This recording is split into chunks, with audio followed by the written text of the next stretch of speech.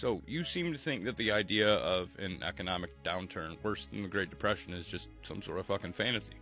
Sure, let's just brush off decades of economic history with a smug comment about mattresses, because nothing says expert economic analysis like dismissing systemic risks with the wave of a hand, because honestly, ignoring all of these warning signs that we have right now, it isn't just naive, it's fucking dangerous.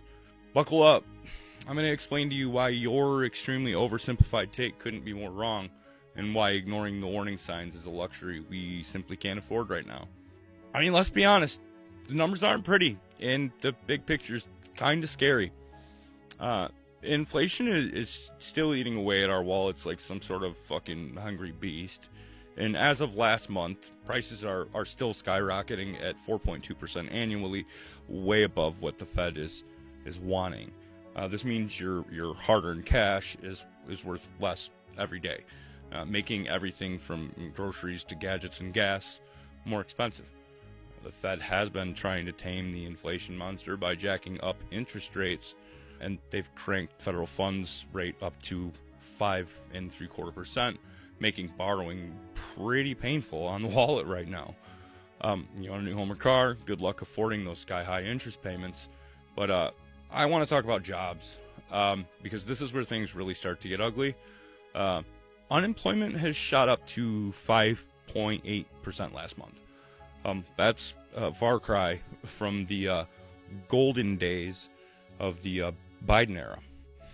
And laugh if you want to, but in 2023, we were celebrating record low unemployment at 3.4%, the lowest since the 60s, since the fucking moon landing, to be honest. Biden's administration was on fire, smashing records left and right. They added a mind-blowing 16.6 million jobs during his presidency. And before you go in on saying that it was just because of the pandemic, they didn't just recover the jobs lost in the pandemic, they blew past that by almost 5 million jobs. And here's the kicker, man. The economy added jobs every single month Biden was in office.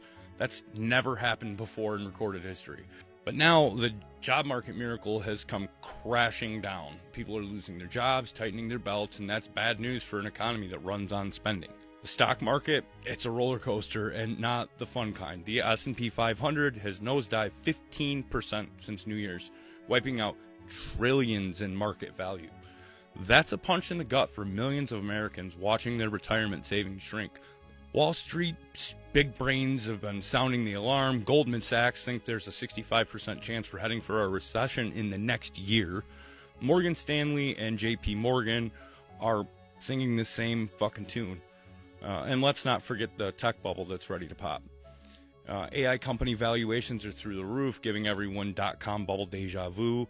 And if that bubble bursts, it's going to send shockwaves through the entire economy. So when someone tells you the economy is doing great, they're either living in a fantasy world or they're not looking at the whole picture. These aren't just speed bumps we're dealing with. They're economic sinkholes that could swallow us whole if we're not careful.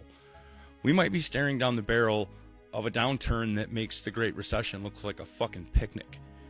In fact, let's talk about why this could be even worse than the Depression in the 30s. During the Great Depression, industrial production in the U.S. fell by a staggering 47% between 1929 and 1933. Our current 15% stock market drop could be just the beginning of a similar freefall. Unemployment peaked at over 20% back then. We're at 5.8% now. But the speed of job losses is alarming, and if this trend continues, we could blow past the Great Depression levels faster than you can say breadline.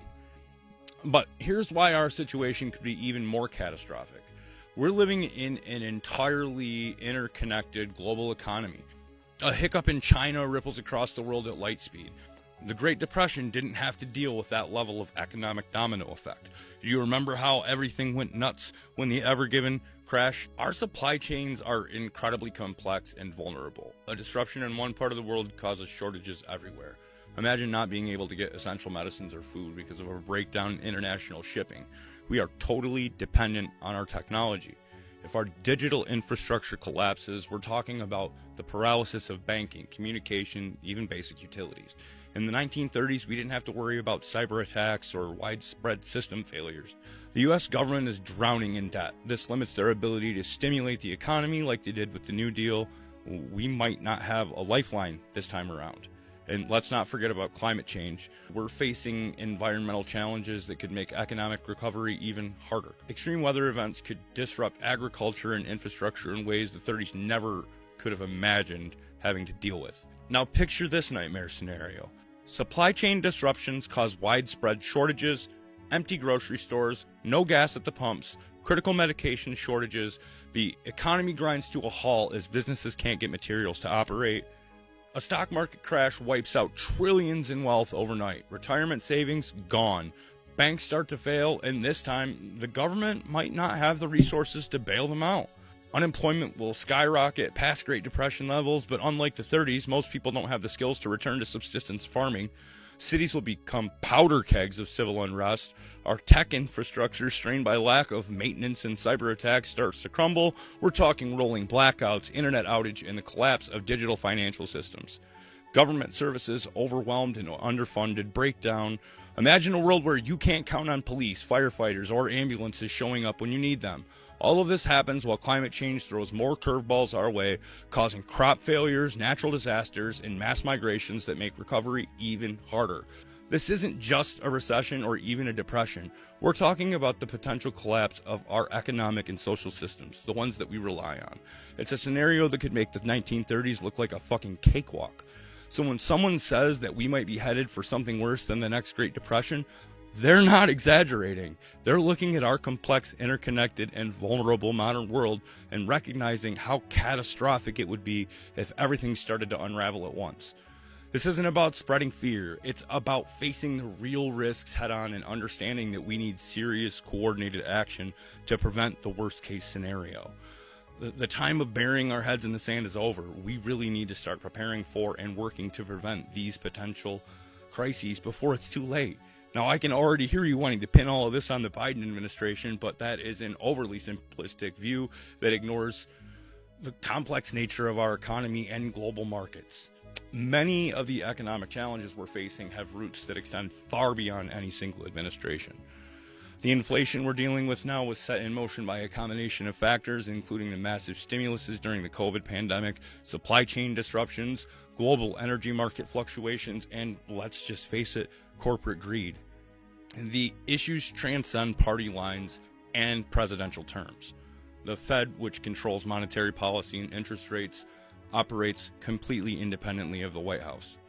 The Fed's decisions to raise interest rates to combat inflation weren't dictated by Biden or any other president. Global events play a huge role in our economic situation. The ongoing tensions with China over Taiwan, for instance, aren't solely the result of Biden's foreign policy. They're part of complex geopolitical situations that have been developing for decades. The tech bubble we're seeing, particularly in AI stocks, is driven by market forces and investor behavior, not presidential policies. Not that they can't affect them, as we've seen recently. In fact, this kind of speculative bubble has occurred under both Republican and Democratic administrations throughout history. It's worth noting that economic policies often have delayed effects. Many of the economic trends we're seeing now are the result of policies and decisions made years ago, spanning multiple administrations. So while it's tempting to blame everything on the current administration, that's not accurate or a helpful way to understand our economic situation. As much as I want to blame Trump for everything, we got to be honest here. It's not just his fault. The reality is a whole lot more complex. Our economy is influenced by a wide range of factors, many of which are outside the direct control of any president or political party. I'm not suggesting we should panic or put money under mattresses. We should be realistic about the challenges we're facing and prepare accordingly. Diversifying investments, building emergency savings, and staying informed about economic developments are prudent steps for anyone to take in this environment. The economy is complex, and right now it's showing some serious warning signs. So let's not dismiss these concerns as being out of hand.